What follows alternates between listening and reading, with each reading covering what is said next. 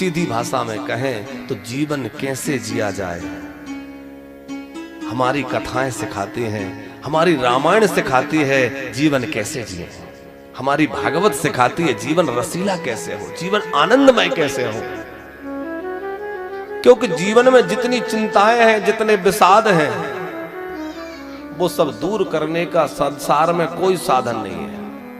उनको दूर करने का यदि कोई साधन है तो वो है भगवान की कथा। भगवान की कथा सुनेंगे तो जीवन प्रसन्नता से भर जाएगा,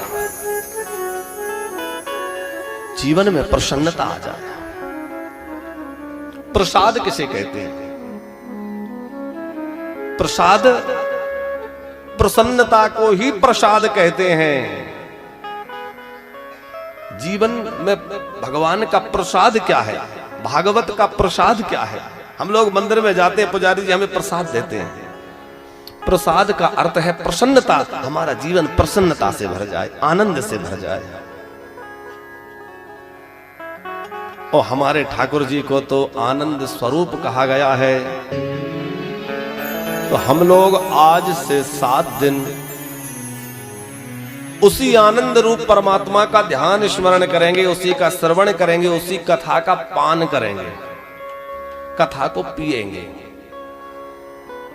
कथा क्या है? बोले कथा रस है और उस रस को पीना है। अब आप समझ गए, सुनना और पीना अलग बात है। सुनना है अच्छी बात है, उससे उतना काम नहीं बनेगा पीने से, क्योंकि हम लोगों को एक रोग लग गया है, वो है भव रोग, माया का रोग। और रोग की निवृत्ति कब होगी? जब औषधि का सेवन करेंगे, पिएंगे। हम लोग कथा में बैठे ये तो ठीक है, लेकिन केवल हमारे कथा में बैठने से काम नहीं चलेगा। हम तो कथा में बैठे, पर कथा भी हम में बैठनी चाहिए। कथा हम में बैठे।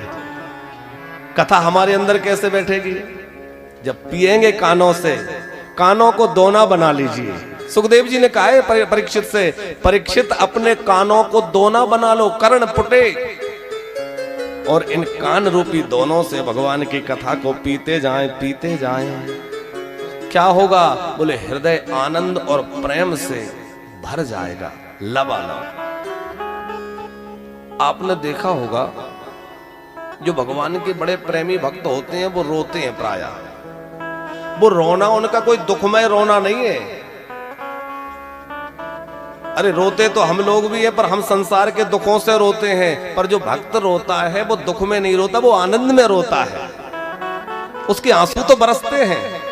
हमें दिखेगा कि ये रो क्यों रहा है। असल में क्या होता है कि उसके अंदर जो आनंद का सरोवर हिलोर ले रहा है, आनंद का सागर हृदय में जो भर गया है, तो जब वो लबालब भर जाता है तो वो आंखों से झरता है साहब, और झरता है बिंदु बनकर के टपकता है। और ठाकुर जी के अभिषेक के लिए बहुत सारे पदार्थ अलग अलग विद्वानों ने कहे हैं कि ठाकुर जी का अभिषेक इस वस्तु से करें तो ये लाभ होगा।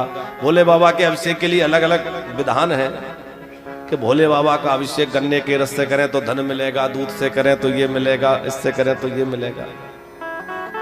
लेकिन सबसे उत्तम पदार्थ कौन सा है भगवान के अभिषेक के लिए?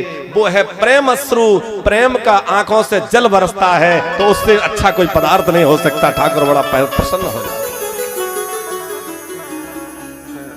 इसलिए जो भक्त होगा उसका हृदय भरा होगा, और भरा होगा तो वो झलकेगा।